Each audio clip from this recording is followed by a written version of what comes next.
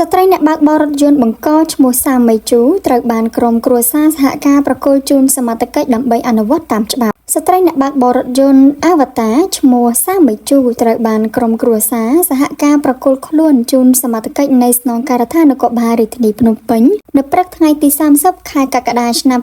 2026ដើម្បីអនុវត្តតាមផ្លូវច្បាប់ករណីបើករថយន្តបុកមន្ត្រីក្រសួងសាធារណការនិងដឹកជញ្ជូនស្លាប់កាលពីយប់ថ្ងៃទី28ខែកក្កដាឆ្នាំ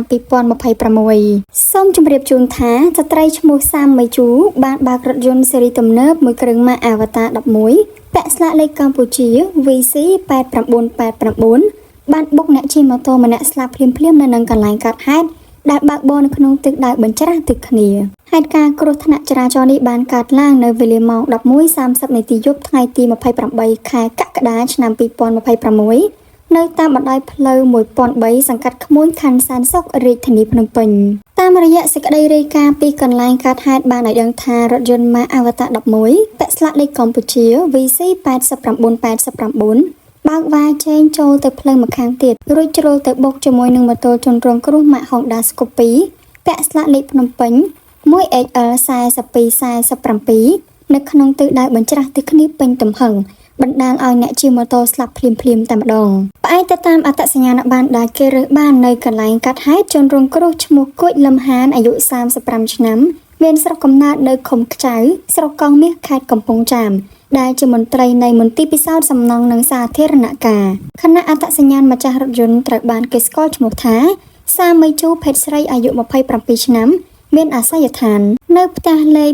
789K ផ្លូវ 1800 ភូមិទួលគោកសង្កាត់ទួលសង្កែខណ្ឌរិស័យកែវរាជធានីភ្នំពេញ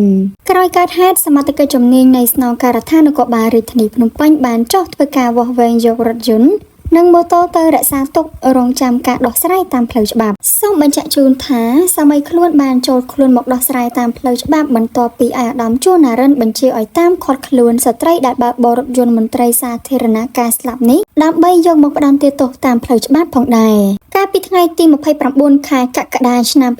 2026លោកឧត្តមសេនីយ៍ឯកជួនណារិនអគ្គស្នងការរងនិងជាស្នងការនគរបាលរាជធានីភ្នំពេញបានបញ្ជាឲ្យកងកម្លាំងតាមស្វែងរកឃាត់ខ្លួនស្ត្រីបង្កគ្រោះថ្នាក់ចរាចរណ៍ដែលបានបុកមន្ត្រីសាធារណការបណ្ដាលឲ្យស្លាប់ដើម្បីមកផ្ដន្ទាទោសតាមផ្លូវច្បាប់នៅទីបំផុតសាមេជូត្រូវបានវាស់កម្ពស់និងដាក់ខ្នោះក្រោយពីសួរចម្លើយចប់ហើយនេះគឺជារូបភាពដែលបងប្អូនចង់ឃើញខ្លាំងបំផុតក្នុងនោះផងដែរលោកឧត្តមសេនីយ៍ឯកជួនណារិនក៏បានបញ្ជាក់ថាក្រោយពីចូលខ្លួននគរបាលជំនាញបានសួរនាំរួច